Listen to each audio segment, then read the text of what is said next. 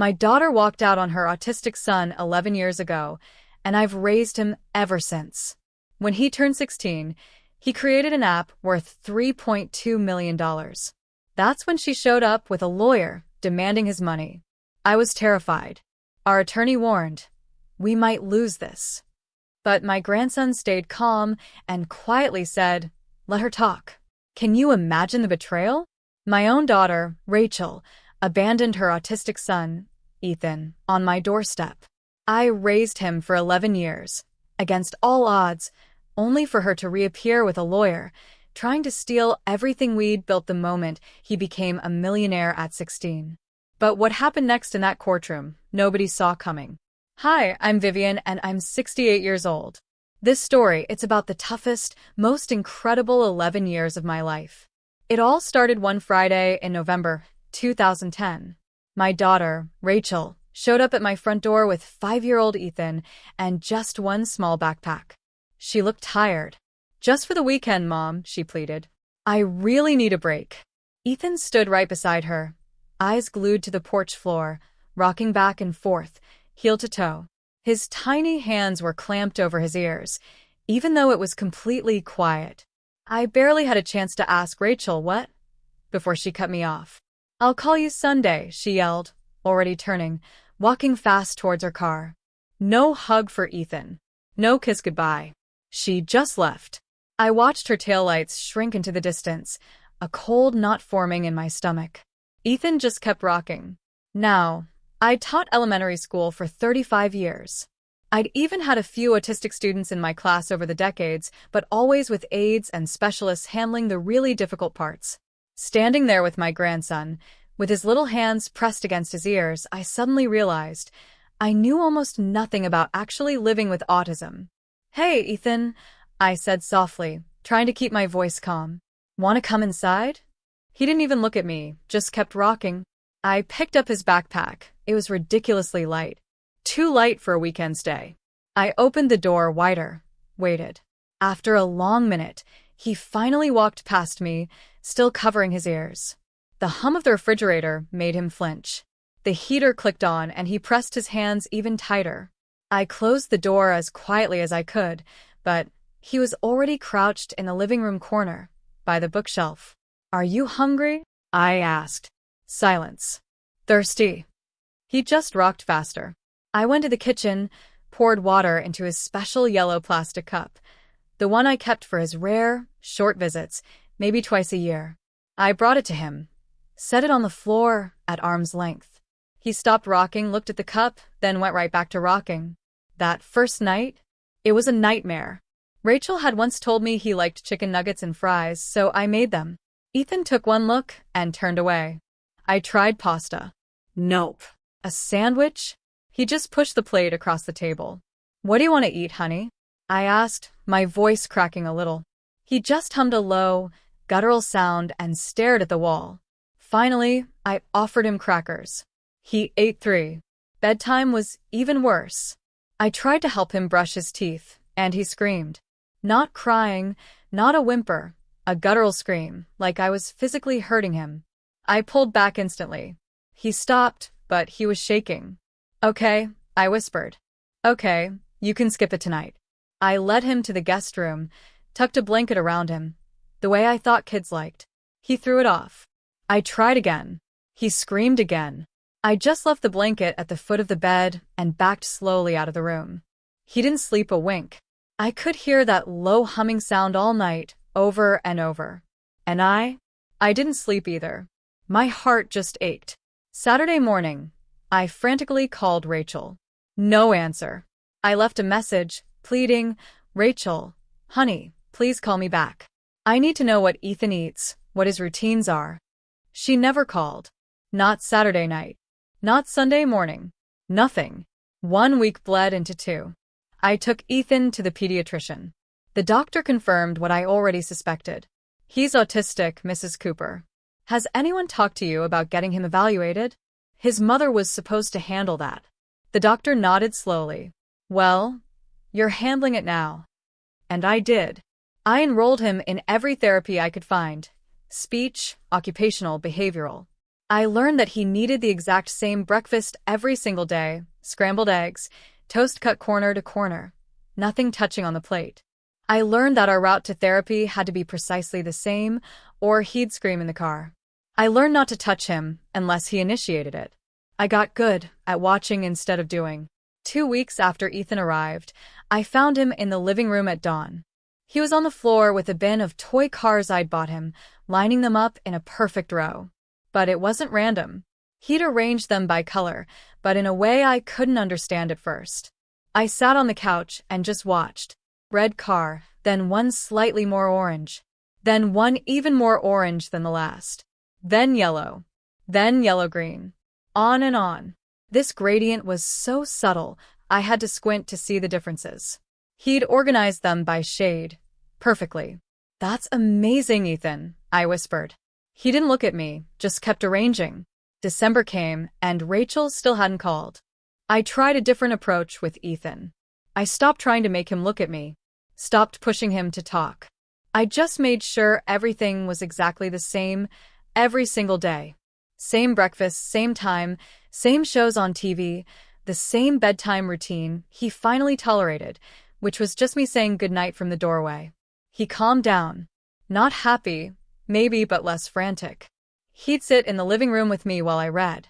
He'd eat meals without pushing the plate away. On Christmas Eve, I made sugar cookies. Ethan didn't help, but he sat at the table and watched me cut shapes. The kitchen smelled like vanilla and butter. Then the phone rang. My heart leaped. I grabbed it, hoping against hope it was Rachel. "Mom." Her voice was flat, tired. "Rachel. Thank God. When are you coming to get him?" I pleaded. "He needs you. I need to know." Her voice cracked. "I can't do this anymore, Mom." I stopped moving. "What?" "He's yours." I tried. I really tried, but I just can't. "Rachel, wait." The line went dead. I called back. It rang and rang. No answer. I tried again. Voicemail. I stood there in the kitchen, phone in hand, the cookies burning in the oven, smoke starting to curl up. I turned off the oven, pulled out the tray. The cookies were black. I sank to the floor, my back against the cabinet. Ethan appeared in the doorway. He looked at me for a long moment, longer than he'd ever looked at me before. Then he walked to the counter, picked up the yellow cup I'd given him that first day, and brought it to me. He set it on the floor beside me. I looked at the cup, looked at him. He went back to the living room, and I cried. Sitting there on the kitchen floor, with a burnt cookie sheet and a yellow plastic cup. The years after that just blurred together. I kept everything exactly the same for Ethan. Same breakfast. Eggs and toast. Same route everywhere. Same bedtime. Same routine. Same everything. When I kept it consistent, he was okay. Not happy, maybe, but okay. When he turned 6, he became obsessed with a set of magnetic letters I'd bought him. He'd arrange them on the refrigerator for hours. Not words, but patterns, groups, sequences I couldn't understand. Then he started drawing symbols in little notebooks from the dollar store. Circles, lines, tick marks, tracking something only he understood. At therapy, I asked about it. "He makes these marks everywhere. Should I be worried?" The therapist, a patient woman named Dr. Lin, shook her head. "He's tracking his world. It helps him feel secure. Let him do it." So I did. He filled notebook after notebook. By the time he turned 7, the symbols became letters, then short words. Egg, toast, school, home. Simple things, but written in neat block letters. At 8, he was writing full sentences. Times. What he ate. Where we went. What happened. He learned to make eye contact, sometimes little flickers. He learned to tolerate the grocery store if we went at the same time every week. He learned that I wasn't going to leave. Wasn't going to change things without warning. One morning in spring, when he was 8, I was making breakfast, eggs, toast, same as always. Ethan sat at the table with his notebook. Why did Mom leave? I nearly dropped the spatula. I turned around. Ethan was looking at his notebook, not at me, but he'd spoken. 3 years of mostly silence, then single words, and now this? A full sentence. A question. I sat down across from him. She said she couldn't handle it. He nodded once, wrote something in his notebook, then went back to staring at the page. I got up, finished breakfast, put his plate in front of him. Then I went to the bathroom and cried where he couldn't hear me. He'd spoken. He'd asked the question I didn't know how to answer. But I told him the truth. That's all I could do. The truth. And eggs, and toast every morning. And the same yellow cup. That's what I had to give him. It would have to be enough. A year after Ethan first spoke to me, the school called with a problem. It was September 2014. Ethan was 9, starting 4th grade. I thought we'd moved past the hardest parts. He was talking in full sentences now, eating in the cafeteria without meltdowns, even raising his hand in class sometimes. Progress. Then, Principal Andrews wanted to move him. "Mrs. Cooper, we need to discuss Ethan's placement," he said over the phone. New teacher this year, Mrs. Brennan, who'd seemed kind at orientation. I'd been hopeful. "What's the problem?" I asked, my stomach tightening. "Ethan would be better served in our special needs classroom. The other students are moving at a different pace." I gripped the phone. "Ethan keeps up with the work. It's not about academics. It's about behavior. He doesn't participate in group activities. He won't make eye contact during circle time. Yesterday, he covered his ears during music class because it's loud. He has sensory issues, Mrs. Cooper. We have a program designed for children like Ethan. It would be less stressful for everyone." Less stressful for the teacher, he meant. I knew it. "I want an IEP meeting," I said, my voice firm. "We can arrange that," he replied, a beat of silence.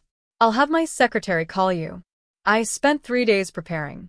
I printed every report card, every therapy progress note, every piece of documentation I'd kept in folders.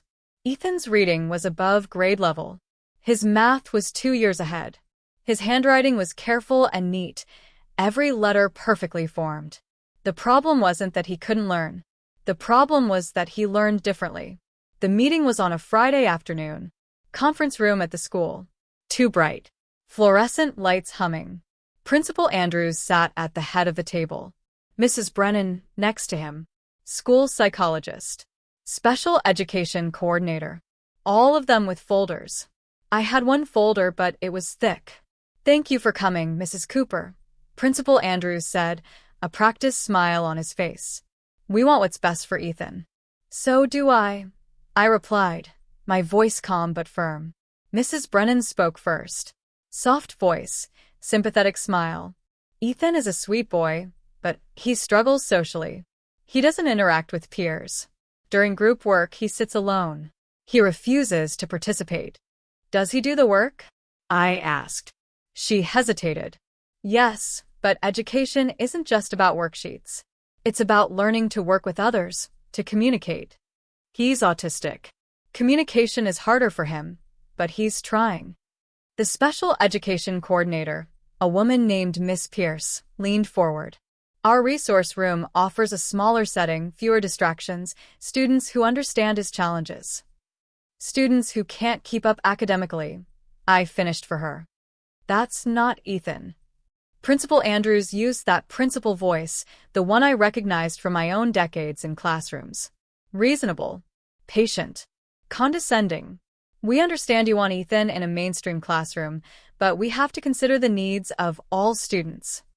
"You're telling me Ethan is disruptive?" I challenged. "Not disruptive, exactly." "Then what's the problem?" Miss Pierce opened her folder. "Ethan's social skills assessment shows significant delays. His IQ testing was inconclusive. He refused to finish several sections because they were timed, and that made him anxious. His therapist documented that." "Which brings us back to our point," Principal Andrews said, cutting in. "Ethan needs support we can't provide in a regular classroom." I opened my folder. Pulled out the first document. This is Ethan's reading comprehension test from last month. 97%, 7th grade level. Next document. Math assessment, 100%, 5th grade material. I kept pulling papers, stacking them in front of Principal Andrews. These are therapy notes showing his progress in speech, in emotional regulation, in sensory tolerance.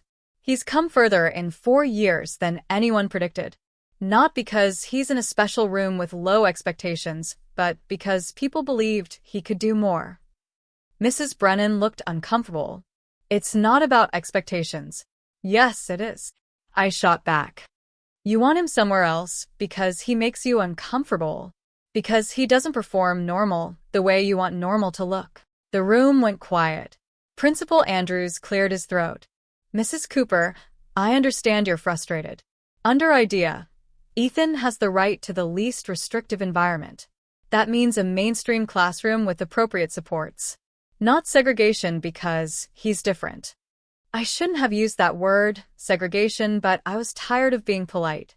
We're not suggesting segregation, Miss Pierce said quickly. Just a more appropriate setting. Then provide the supports in his current classroom, I countered. Noise-canceling headphones for music. Extra time for transitions. A quiet space if he gets overwhelmed. That's accommodation, not removal. They looked at each other. Principal Andrews sighed. We'll draft an IEP with those accommodations, he said finally. But if Ethan continues to struggle, he won't, I declared. I didn't actually know that. But I knew giving up on him wasn't the answer. That evening, I spread all the meeting notes across the kitchen table, started organizing them into a 3-ring binder, color-coded tabs for medical, educational, therapy, legal. My hands knew this work from years in classrooms. Ethan came in from the living room. He'd been watching a show, the same episode he watched every Friday. His yellow cup sat on the counter where he always left it. He stood watching me work. What are you doing? He asked. His speech had grown stronger over the year, more fluid. Making sure the school can't forget what you can do. He moved closer, looked at the papers. Can I help? I glanced at him. Sure. We worked together for an hour. I showed him how I was organizing everything. He studied my system, then pointed to the therapy tab. These should be sorted by date, then by type. Speech separate from occupational, separate from behavioral. I looked at where he was pointing. He was right. That made more sense. Show me, I said. He rearranged the entire section in 10 minutes. Created a system I wouldn't have thought of, logical and clean and perfect. I watched him work, his hands moving fast, completely focused. He understood organization on a level I'd never reach. Pattern and structure and order. It came naturally to him the way breathing came to other people. That's really good, Ethan, I said. When he finished, he nodded. Didn't smile, but I could tell he was pleased. The next year, when Ethan turned 10, his speech therapist suggested a tablet for communication support, something to type on when speaking felt too hard. I saved up and bought him one for his birthday. He had it figured out in a day. Within a week, he downloaded a scanning app, started photographing every page of his notebooks, creating digital copies. I watched him work, methodical and focused, preserving everything he'd ever written. Why are you doing that? I asked. So, I don't lose it, he said, not looking up from the screen. At therapy group sessions for parents, the other mothers would ask me questions during coffee time. How did I get Ethan to cooperate? What was my secret? How did I handle the meltdowns? I don't handle him, I said. I listened to him. One woman, Linda, whose son was 7 and nonverbal, shook her head. But how do you stay so patient? I thought about that. I guess I stopped trying to make him be someone else. I just tried to understand who he is. She looked at me like I'd said something profound, but it wasn't profound. It was just the only thing that worked. Ethan started noticing patterns everywhere that year. We'd be driving and he'd say, "The traffic light on 4th Street is mistimed. It stays red 45 seconds longer than the others." I had no idea if that was true. At the grocery store, he'd look at the receipt and point out a pricing error. The apples were marked wrong, 3 cents higher than the shelf tag. He was right every time. Once, at a parent-teacher conference that fall, Principal Andrews smiled at me while explaining Ethan's progress, but his eyes stayed flat, cold. In the car, Ethan said, "He doesn't like me." What? No, honey. He was being nice. His face moved wrong. The smile didn't match. I glanced at Ethan. He was staring out the window, expression blank.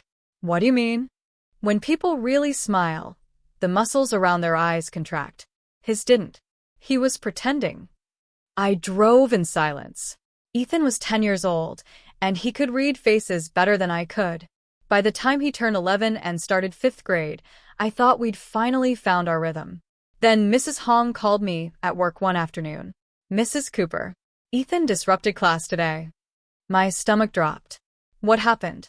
I was teaching long division. Ethan stood up and corrected me in front of everyone. Was he right? A pause. That's not the point. That's exactly the point. Was he right? Yes. But then he was helping Mrs. Cooper. He embarrassed me. He needs to understand there's a time and place. He's 11. He sees a mistake. He corrects it. That's how his brain works. Another parent conference. Another stack of paperwork. This time, they wanted to label him oppositional defiant. I brought 6 months of therapy notes. Dr. Lin's assessments showing Ethan wasn't defiant. He was direct, factual. He didn't understand social hierarchies that said adults were always right, even when they were wrong. He's not being disrespectful, I explained to the school psychologist. He's being honest. There's a difference. They agreed to drop it, barely. That night, Ethan asked me a question while we ate dinner. Why do they want me to be different? I set down my fork. What do you mean? The teachers, the other kids, everyone wants me to act like I'm not me. I didn't have a good answer. Not really. Because they're scared of people who see more than they do, I said finally. He thought about that, nodded once, went back to eating. A few weeks later, he asked if I had his birth certificate. Why do you need that? I asked. I want to see it. I found it in my file cabinet. He studied it for a long time, then asked for his school enrollment papers, his social security card, anything with his name on it. Are you okay? I asked. Is this about your mom? I just want to see everything. Make sure it's all there. I assumed he was processing what had happened, trying to understand why Rachel left, what his life looked like on paper. It made sense for a kid who organized the world in categories and files. I helped him scan everything into his tablet, birth records, medical history, every legal document I had in the filing cabinet. He saved them all carefully, backed them up, created folders with labels I didn't quite understand. What are you building? I asked once. A system, he said, so nothing gets lost. I kissed the top of his head. Okay, buddy. Whatever helps. I thought he was coping with his past. I had no idea he was preparing for his future. That future started taking shape the summer Ethan turned 12. He'd been scanning documents for months by then, organizing everything into his tablet with a focus I'd learned not to interrupt. But in June 2017, I discovered something new. Coding. I found him at the kitchen table one afternoon with my old laptop open, staring at a screen full of text that looked like gibberish to me. Lines of words and symbols and brackets. What are you doing? I asked. Learning Python. He didn't look up. What's Python? A programming language. I'm following a tutorial. I leaned over his shoulder. The screen showed instructions about variables and functions and loops. None of it made sense to me. Is this for school? No. I just want to learn it. I left him alone. That's what worked with Ethan. Let him follow what interested him. He spent the entire summer on that laptop. While other kids were at baseball camp or the pool, Ethan was coding. I'd bring him lunch, and he'd eat without looking away from the screen. His yellow cup sat beside the laptop, half full of water. He'd forget to drink. By August, he was showing me things he'd made. Little programs that did tasks I didn't understand. This one sorts files by date, he explained. This one finds duplicates. This one checks if a file has been modified. That's really impressive, Ethan. He nodded. Kept typing. In September, I used the last of my savings to buy him a better computer. A real one. Not my hand-me-down laptop that took 5 minutes to start up. He'd earned it. The man at the electronics store asked what Ethan would use it for. Programming, Ethan said. How old are you, son? The man smiled. That's a good age to start. You'll go far. Ethan didn't respond. Just waited for me to pay. At home, he set up the new computer in his room. I made him promise to still come out for meals and to sleep at reasonable hours. He agreed, but I could tell his mind was already back in that world of code I couldn't enter. One evening in October, he called me to his room. "I want to show you something." I sat on the edge of his bed. He pulled up a program on his screen. "What is it?" "Watch." He opened a document. A simple text file with a few sentences. Then he ran his program. Numbers appeared on the screen. Long strings of them. "That's the document signature." "Like a fingerprint." "Okay," I said, not really understanding. He opened the document again, changed one word. Saved it. Ran the program again. Different numbers appeared. See? The signature changed. That means the document was altered. So, you can tell if someone edits something? Yes. And when and how many times? He looked at me, actually made eye contact for a moment. So things stay true. I thought about all those school meetings. All those times administrators had said one thing, and then claimed later they'd said something else. All the times I'd wished I had proof. That's brilliant, Ethan. He turned back to his screen. It's just pattern recognition. Digital instead of physical. Just pattern recognition. As if that wasn't everything. The next year, when he was 13, the project expanded. "I want to digitize all your binders," he said one morning at breakfast. "The school meeting notes, all of it." I looked at him over my coffee. "That's a lot of scanning. We already did the legal stuff." "I know, but I want everything in the system." "What system?" "The one I'm building so nothing gets lost or changed." I thought about it. Those binders held years of fights, years of advocacy, years of proof that Ethan wasn't what people assumed he was. "Okay," I said, "but you're doing the scanning. My back can't handle that many hours hunched over." We spent weeks on it. I'd pull out binders, and Ethan would scan page after page. IEP meeting notes from 2014, therapy assessments from 2012, report cards, progress notes, incident reports, every piece of paper that told Ethan's story. He didn't just scan them. He did something to each file on his computer, adding layers of information I couldn't see. "What are you adding?" I asked once. "Timestamps, verification codes, hash values." He paused. Each document connects to the ones before and after it, like a chain. If someone tries to change one link, the whole chain breaks. Why would someone change them? He looked at me. Why did Principal Andrews try to move me when I was 9? Fair point. "So, this protects the truth," I said. "Yes." I watched him work. This kid, who'd been nonverbal 7 years ago, who'd screamed at the sound of the vacuum cleaner, who couldn't look anyone in the eye, now he was building something I could barely comprehend. Something powerful. "I'm proud of you," I said. He nodded once, kept scanning. Our relationship had changed by then. We didn't need a lot of words. I'd say something, he'd nod. He'd show me something on his computer. I'd tell him it was good. We had dinner together every night. Same time, same seats. His yellow cup always to the right of his plate. Comfortable. That's what it was. Comfortable silence with someone who understood you didn't need to fill every quiet moment with noise. He turned 14 in November 2018. One afternoon, he asked if I'd kept anything from when he first came to live with me. Like what? Receipts, calendars, bank statements. Anything from 2010 or 2011. I frowned. "Why would you want that?" "I just want to see it." I led him to the garage, showed him the boxes I'd never thrown away, because I'm not a throwaway kind of person. Old tax records, utility bills, bank statements going back a decade. Calendars where I'd written appointments and errands in cramped handwriting. "You kept all this?" he asked. "I taught elementary school. We keep everything." He started going through the boxes, pulled out my 2010 calendar, opened it to November, ran his finger down the dates. "Why do you need this?" I asked, my voice a little shaky. "I need to know what really happened.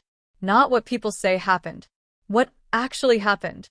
I sat down on an overturned crate. "This is about your mom." He didn't answer right away, just kept looking at the calendar, at my handwriting marking the day Rachel brought him, the days after when I'd written, tried chicken nuggets, and call Rachel and doctor appointment. I need to know the timeline, he said finally. When things happened. What was real? My chest tightened. He was processing it. The abandonment. The years without her. The questions he'd never gotten answers to. We can skin all of it, I said. Whatever you need. We brought the boxes inside. Spent the next month scanning grocery receipts. Bank statements showing I'd never gotten money from Rachel. Phone bills proving she'd never called. Calendars documenting our routine, our life, every ordinary day that proved she'd been gone. I thought he was building a timeline of his childhood, understanding his past through documentation and proof. Why grocery receipts? I asked once, watching him scan a faded slip from 2011. They have dates. They show where we were, what we bought. They're evidence. Evidence of what? Of what happened. Of what was real. I didn't push. If he needed this to heal, I'd help him. He started staying up later that year. I'd go to bed at 10 and hear the click of his keyboard through the wall. At midnight, I'd get up, make him a sandwich or cut up an apple, leave it on his desk without saying anything. Thanks, he'd murmur, not looking away from his screen.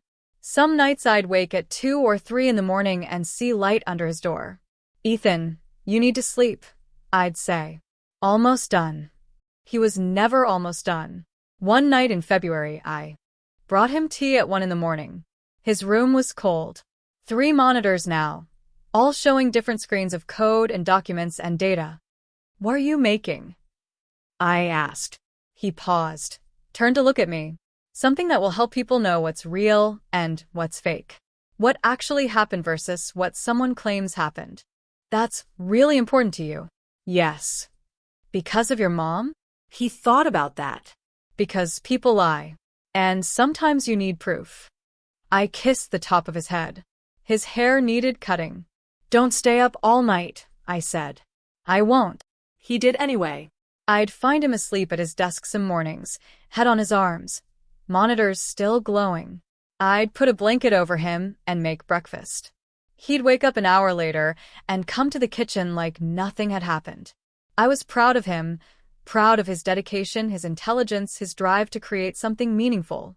I just didn't understand what it was really for. I thought he was healing from the past. I didn't know he was building armor for the future. He'd ask me sometimes to test his programs. Click this button. Tell me if the colors looked right, if the words made sense. I didn't understand what any of it did, but I could tell him if it looked finished. Does it work? I'd asked. Yes. Then what are you still working on? Making it better. Always better. Always more accurate. Always one more test. One more verification. One more way to prove what was real and what wasn't. I thought it was just a project, something impressive he'd put on college applications someday. I had no idea what he was really building. What he was building turned out to be something people would pay millions for. Ethan was 15 when he finished it. Spring 2020. Middle of the pandemic, the world locked down and everyone suddenly living online. Ethan barely noticed the difference. He'd been living in his room with his computers for years already. I want to show you something, he said one afternoon in May. I followed him to his room. 3 monitors, all showing different screens. He pulled up a program with a clean, simple interface. Nothing fancy, just boxes and buttons and text. This is it, he said. The verification system. What does it do? He clicked through screens, showing me features I only half understood. It analyzes documents, checks if they've been altered, when they were created, if the signatures match other known samples. It catches forgeries. I watched the program run through a sample document. Numbers appeared, graphs, analysis results. So, if someone fakes a document, this catches it? Yes. The metadata, the digital fingerprints, the patterns. It sees what people can't. That's incredible, Ethan. He nodded. I'm going to sell it. To who? Security companies, fraud prevention, anyone who needs to verify documents are real. He said it so matter-of-factly, like it was obvious. My 15-year-old grandson was going to sell software to companies. Do you know how to do that? I asked. I've been researching. Of course he had. He started reaching out to companies that month. Sent emails with professional language I helped him polish, though his direct way of writing was clearer than most business communication I'd seen. The first sale came in June. A small security firm bought a license for $20,000. I stared at the number on the screen when Ethan showed me. $20,000? It's less than it should be, he said, but it's a proof of concept. Now I have a client. He was right. Once word got out that his system worked, other companies wanted demos. Ethan took conference calls in his room, that same calm voice he used with me, explaining technical concepts without dumbing them down. I'd listen from the hallway. Sometimes he'd say things like, the algorithm compares hash values across multiple verification layers, and somehow the business people on the other end understood him. Or pretended to. He turned 16 in November 2020. By January 2021, he had 6 more clients and enough money in his account to pay for college twice over. Then the big offers started coming. Tech companies wanted exclusive rights. Corporate fraud prevention firms wanted to license it for their entire operations. The numbers jumped from thousands to hundreds of thousands to millions. I need help, Ethan said in February. I don't know how to evaluate these contracts. I found a business lawyer through a colleague, James Nakamura. He specialized in intellectual property and software licensing. He met with us on a Saturday morning at our kitchen table, spread out 3 different contract offers. These are all substantial, he said, looking at Ethan. You built something valuable. Ethan nodded. Which one is best? James walked him through the options, licensing deals that would pay over time, acquisition offers that would buy the software outright. Ethan listened, asked specific questions about terms and conditions and rights. I want to sell it completely, Ethan said finally. I don't want to manage licensing or support or updates. Just sell it and be done. James looked surprised. You're sure? Licensing could pay more long-term. There's a non-compete clause in the acquisition, Ethan said. If I sell it, I can't make competing verification software for 5 years. That's standard, James said. Does that bother you? No. I'm done with this kind of software. I glanced at him. He said it so definitely, like he'd already planned what came next. He sold it in March for $3.2 million. $3.2 million. I couldn't process that number. I'd worked 35 years as a teacher and made maybe half that total before taxes. The local news heard about it somehow. Wanted to do a story about the local autistic teen who'd created revolutionary security software. I didn't want them in our house. Didn't want them turning Ethan into inspiration material. But he said yes. The reporter, a young woman named Kate, came on a Thursday afternoon. She set up in our living room, asked if she could film Ethan at his computer. Can you explain what your software does? She asked. It verifies document authenticity through pattern recognition and metadata analysis, Ethan said, looking at the camera the way he'd look at anyone. Direct. It catches forgeries that people miss. What made you want to create this? I tensed, but Ethan answered simply. I wanted to know what was real. People lie. Documents don't, if you know how to read them correctly. Kate smiled. That's very insightful. Do you have plans for what you'll do with the money? Not yet. She tried a few more questions, but Ethan's answers were short, factual, not the emotional human interest story she wanted. After 20 minutes, she thanked us and left. The segment aired on Friday Evening News. Local teen creates revolutionary security software. They used maybe 2 minutes of the interview, added dramatic music, showed Ethan at his computer looking focused and brilliant. I watched it with him. How do you feel? I asked when it ended. Fine. But I noticed something in the days after. He wasn't celebrating. Wasn't excited about the money or the attention or what came next. He was just waiting. Watching. I'd catch him staring out the window sometimes, or sitting at the kitchen table with his yellow cup, not drinking, just holding it. You okay? I'd ask. Yeah. But he wasn't. Something had shifted. Some tension I couldn't name. 2 weeks after the news story aired, the doorbell rang on a Tuesday afternoon. I wasn't expecting anyone. Ethan was in his room. I opened the door, and there they were. A woman in a gray suit, expensive looking, hair perfect. a man beside her in a dark suit carrying a leather briefcase. The woman smiled. It didn't reach her eyes. "Hi, Mom." My stomach dropped. My hands went cold. Rachel. She looked older. 11 years older. Lines around her mouth. Tension in her jaw. But it was her. "Ethan," she said, looking past me into the house. I couldn't move. Couldn't speak. My body had forgotten how. "I'm Stephen Walsh," the man said. "Mrs. Cooper's attorney. We'd like to speak with you about Ethan's situation." "His situation?" I managed. Rachel's smile got tighter. "Can we come in? This is important." I should have said no. Should have closed the door. But I was frozen. Ethan appeared behind me in the hallway. He looked at Rachel. His face was completely blank. No surprise. No emotion. Nothing. He just watched her the way he'd watched traffic patterns or pricing errors. Analytical. Calculating. "Come in," he said. My legs moved without my permission. I stepped back. They came into my house, Rachel and her lawyer, and I felt sick. We sat at the kitchen table, the same table where Ethan and I ate breakfast every morning, where we'd organized school meeting notes and scanned documents and planned his future. Now Rachel sat there, hands folded, while her lawyer opened his briefcase. "Mrs. Cooper, we're here to discuss custody and financial guardianship," he said. Professional. Smooth. Practiced. "My client, Rachel Cooper, has maintained parental rights to Ethan and wishes to resume active custody." "Custody?" I blurted.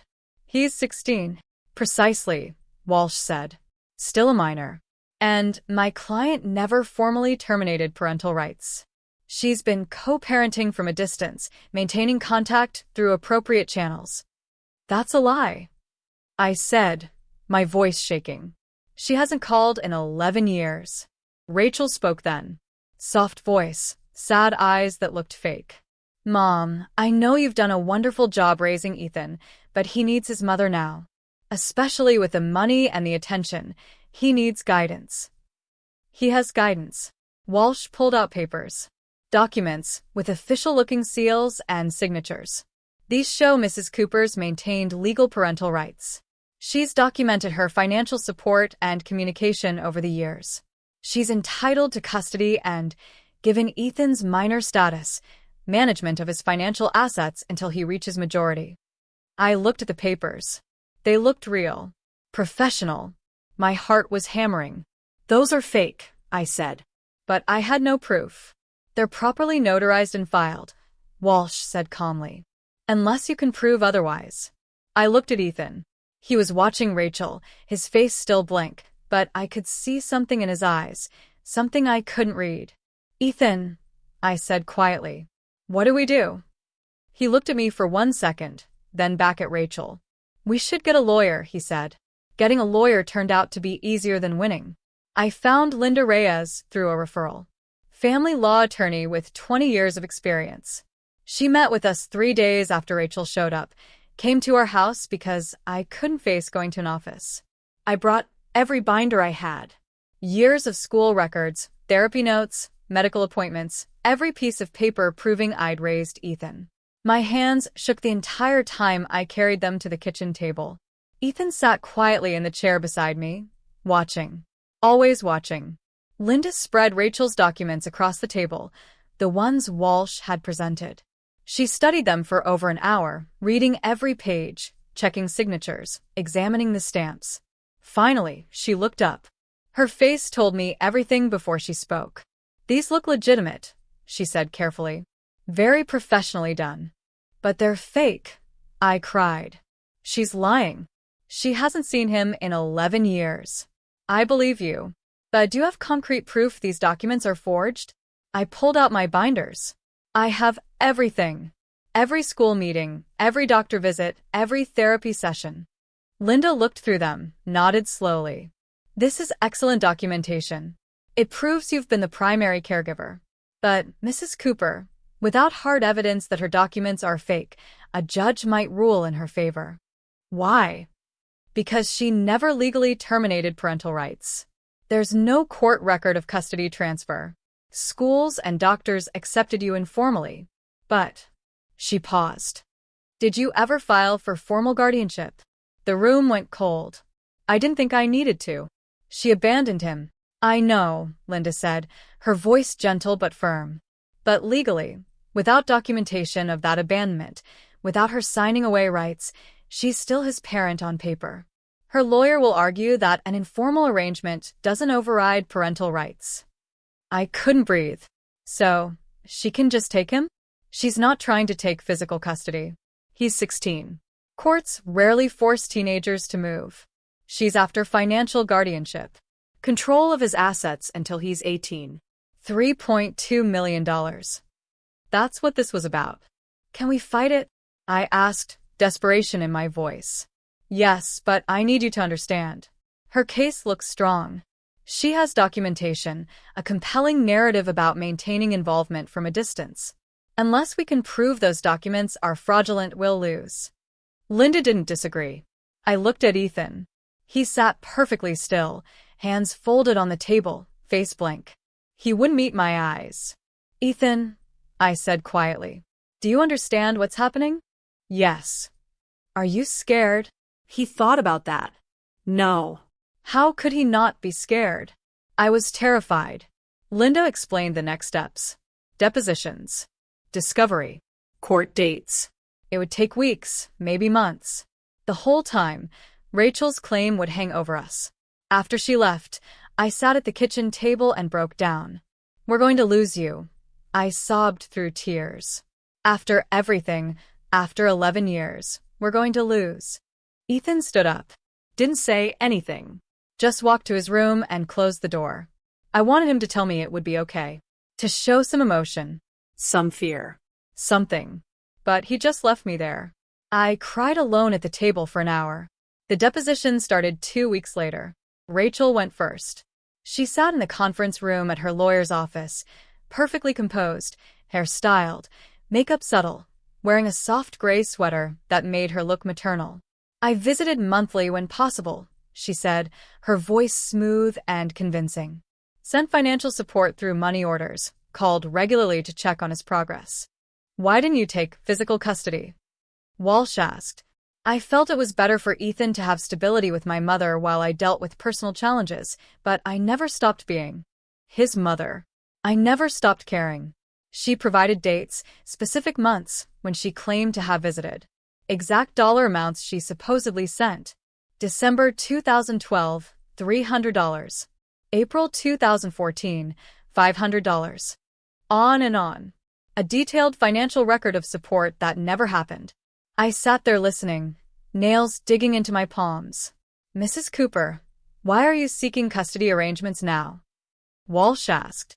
Because Ethan has significant assets that need proper management, and because he's approaching adulthood, I want to be present for this crucial transition. To guide him. To make up for lost time. She looked at me when she said it. Sad eyes, regretful smile. I wanted to scream. Wanted to call her a liar in front of everyone. But Linda had warned me. Stay calm. Don't react. Let her tell her story. After Rachel finished, Linda took me aside. Her testimony is detailed, consistent. That's very convincing to judges. It's all lies. I know. But can you prove it? I couldn't. Ethan's deposition was 3 days later. Walsh asked him questions about his childhood, about memories of his mother, about her involvement. Do you remember your mother visiting you? Walsh asked. I don't recall specific visits. Do you remember phone calls from her? I'd have to check my records. What about financial support? Did you know she was sending money? I don't remember receiving money from her. Walsh looked pleased. He thought Ethan's memory was poor. That it supported Rachel's narrative that she'd been involved, but Ethan, being autistic, simply didn't remember clearly. He had no idea. Linda asked Ethan questions too. Can you describe your relationship with your grandmother? She takes care of me. Cooks meals. Helps with school. She's always been there. Do you want to live with her? Yes. Do you want your mother to have control of your finances? No. Short answers. Direct. True. But they felt weak against Rachel's detailed lies. After the deposition, Linda drove us home. He did well, she said. But, Mrs. Cooper, I have to be honest. Without evidence proving Rachel's documents are forged, this is going to be difficult. How difficult? We might lose. That night, I couldn't sleep at all. I lay in bed, staring at the ceiling, thinking about Ethan being taken away, Rachel controlling his money, him turning 18 and finally being free. But those 2 years felt like forever. At 3 in the morning, I got up, saw light under Ethan's door. I opened it quietly. He was at his computer. 3 monitors glowing. Lines of code scrolled across one screen. Documents and data filled the others. Ethan, it's 3 in the morning. He didn't turn around. I know you need to sleep. Court is tomorrow. I'm almost done. Done with what? He kept typing. My records. I moved closer. Saw spreadsheets with dates, files with names. I recognized my bank statements, calendar entries, phone records. Ethan, I don't know what to do, I said. My voice broke. I don't know how to fight this. He stopped typing. Didn't turn around. Just tell the truth tomorrow, he said quietly. That's all you have to do. The truth isn't enough. She has documents. She has proof.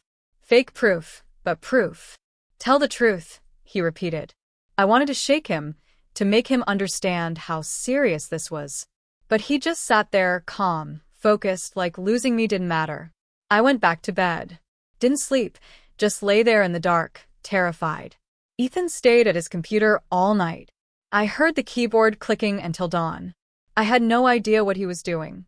I just knew I was about to lose him, and there was nothing I could do to stop it. Morning came whether I wanted it to or not. I got up at 6, made breakfast neither of us would eat. Ethan came out of his room at 7, showered, dressed in the button-down shirt we bought for court. He looked older than 16, tired but calm. You ready? I asked, my voice a whisper. Yes. We drove to the courthouse in silence. My hands shook on the steering wheel. Ethan stared out the window. Linda met us on the steps. Remember, stay calm. Let me do the talking. Ethan, answer questions directly, but don't volunteer information. Ethan nodded. The courtroom was smaller than I expected. Wood paneling, fluorescent lights, that smell of old paper and floor polish. Judge Harrison sat at the bench. A woman in her 50s with sharp eyes and gray hair pulled back. Rachel sat at the front table with Walsh. She dressed carefully, soft colors, minimal jewelry, hair loose. She looked like a concerned mother. We sat at our table, Linda on one side of me, Ethan on the other. All rise, the bailiff said. The hearing began. Walsh stood, presented his case smoothly. Rachel Cooper, devoted mother, maintained consistent involvement despite personal challenges. Documentary evidence of parental rights never terminated. Financial support provided. Regular contact maintained. He laid out the documents on the evidence table, the custody papers, the co-parenting agreements, the financial records. All fake. All convincing. Judge Harrison reviewed them carefully. Took her time. Then she looked at Rachel. Mrs. Cooper, can you describe your involvement in Ethan's life over the past 11 years? Rachel's voice was steady, warm. I try to stay connected as much as possible, Your Honor. I visited when I could. I sent money to help with his care. I called regularly to check on his progress. Why didn't you maintain physical custody? I felt it was better for Ethan to have stability with my mother while I addressed personal issues. But I never abandoned him. I never stopped being his mother. She said it with such conviction, such sincerity. I wanted to scream. The judge asked more questions. Rachel answered all of them. December 2013, she visited for Ethan's birthday. April 2015, she sent $500 for therapy costs. May 2017, she called to discuss his progress in school. Lies, all lies, but detailed, consistent lies. Judge Harrison looked thoughtful. Thank you, Mrs. Cooper. Then it was Linda's turn. She presented my binders, years of school meetings, therapy records, medical appointments, every piece of evidence that I'd raised Ethan alone.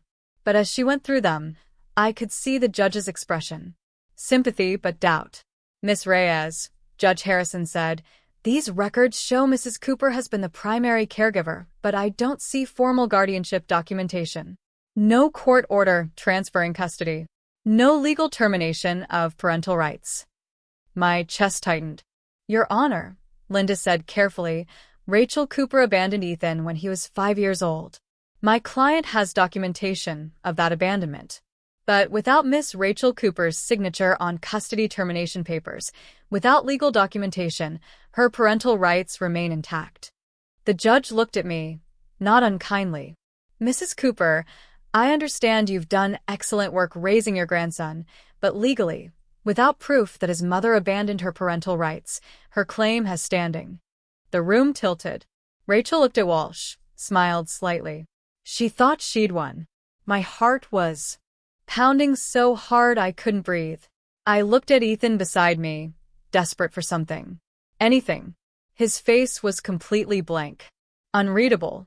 I leaned close, whispered. She's lying. We have to stop her. He turned his head slightly, whispered back. Let her talk. What? We were losing. And he wanted Rachel to keep talking. Judge Harrison looked at Ethan. Young man, do you wish to speak? Long pause. Ethan sat perfectly still. Then he stood. Yes, Your Honor. I have evidence. My heart stopped. What evidence? I'd given Linda everything I had. Approach, Judge Harrison said. Ethan picked up a bag I hadn't noticed him carrying. Walked to the witness stand. Calm. Steady. Like he'd done this 100 times. He pulled out a laptop. May I connect this to the display, Your Honor? Judge Harrison looked surprised. What are you presenting? Verification of document authenticity and timeline evidence. He spoke clearly, directly, the way he always did. I built a system that proves whether documents are real or forged. Walsh stood immediately. Your Honor, this is highly irregular. We weren't informed of this evidence. Your client presented fraudulent documents 6 weeks ago, Ethan said, looking at Walsh. I'm presenting analysis of those documents now. Judge Harrison studied Ethan. Proceed. But this better be relevant. Ethan connected his laptop. The courtroom display lit up. He pulled up Rachel's custody documents first. The ones Walsh had presented. They appeared on the screen, official-looking with stamps and signatures. These documents claim to be from 2011 through 2020, Ethan said. But the digital metadata shows they were created 6 weeks ago, right after the news story about my software sale aired. He clicked through screens showing creation dates, file properties, editing history, all time-stamped, all recent. Walsh objected.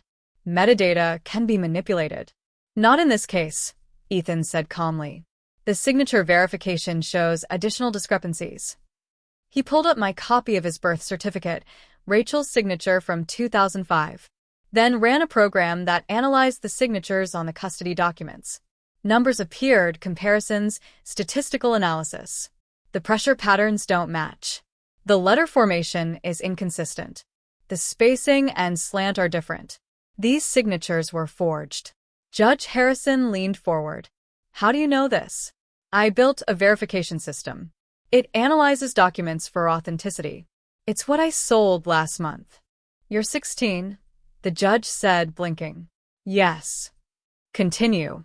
Ethan pulled up a new screen. A timeline. These are my records. I've been documenting my life since I was 9 years old. He showed spreadsheets, scanned documents, photographs, all time-stamped, all verified. Mrs. Cooper claims she visited in December 2013. Here's my grandmother's calendar from that month showing our schedule.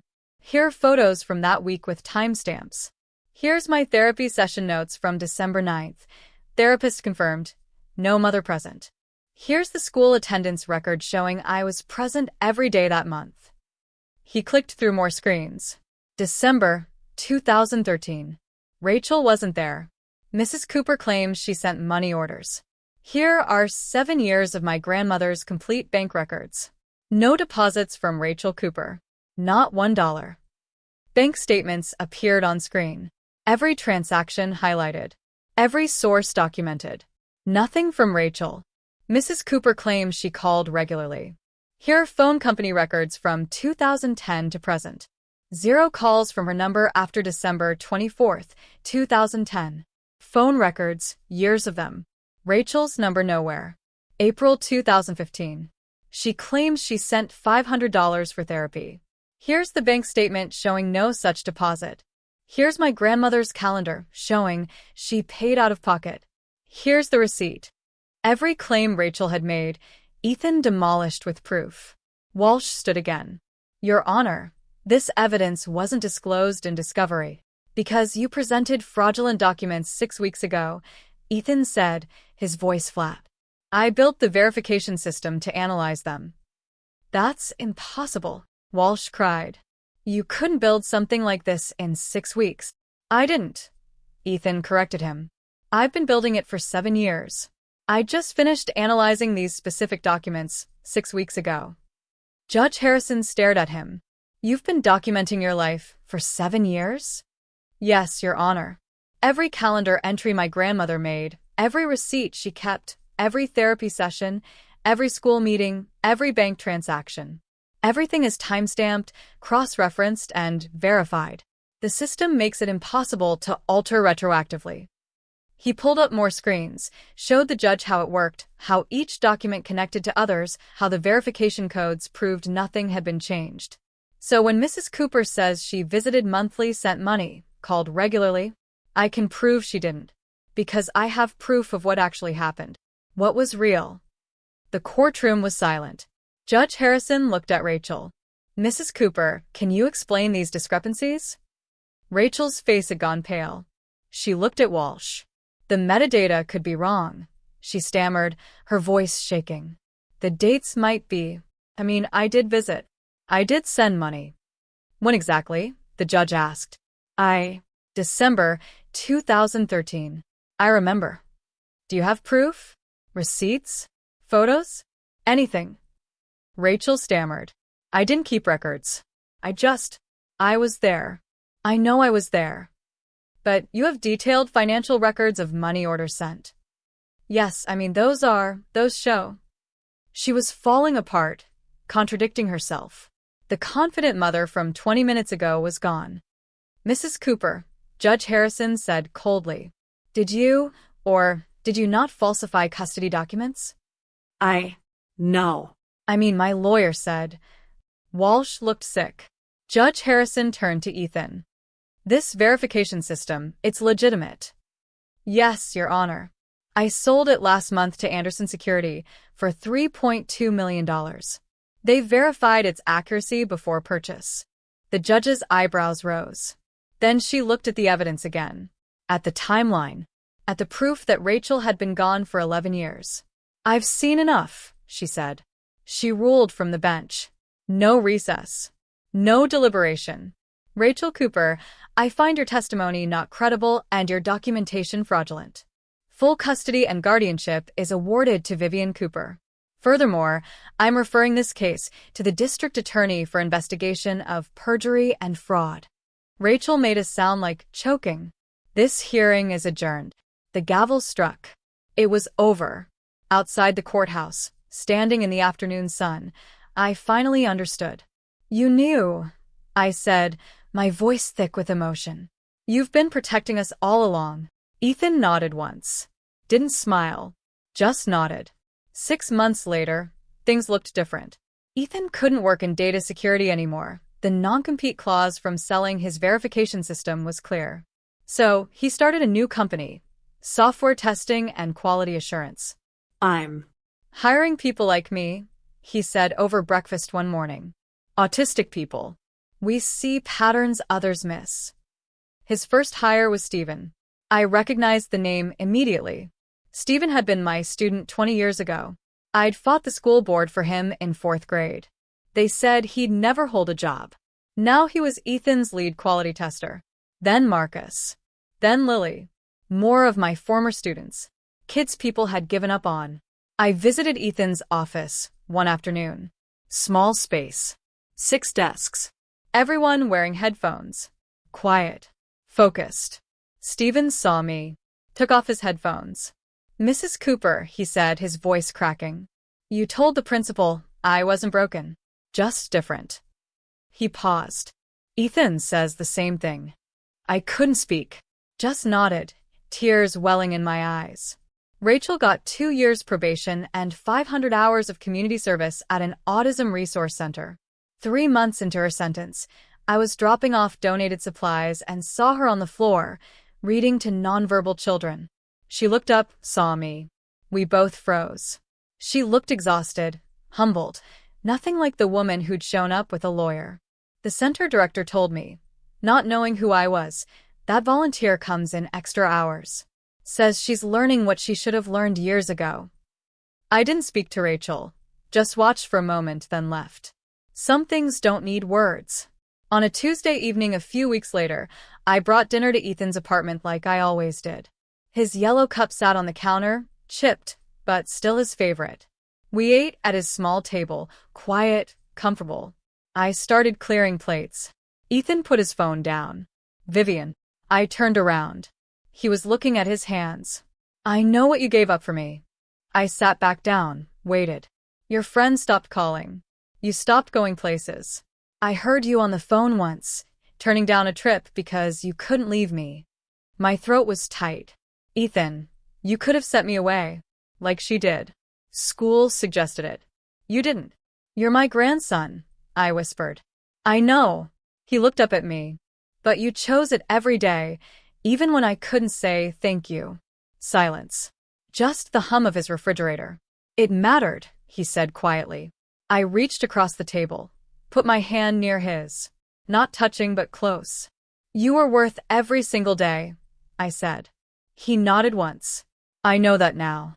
We sat there a moment longer. Then I got up, finished the dishes while he opened his laptop. Same routine. Same comfortable silence. But something important had been said. I kissed the top of his head on my way out. He didn't flinch. See you Tuesday, I said. Tuesday, he confirmed. I drove home through streets I'd driven 1,000 times before. Same routes. Same turns. The way Ethan liked things. The way I'd learned to like things, too. My phone buzzed at a red light. A text from Ethan. Thank you. Just those 2 words. I smiled the whole way home. So, that's my story. I'd love to hear what you think. If you were in my shoes, could you forgive your own daughter for abandoning your grandson? Thanks for watching. Take care.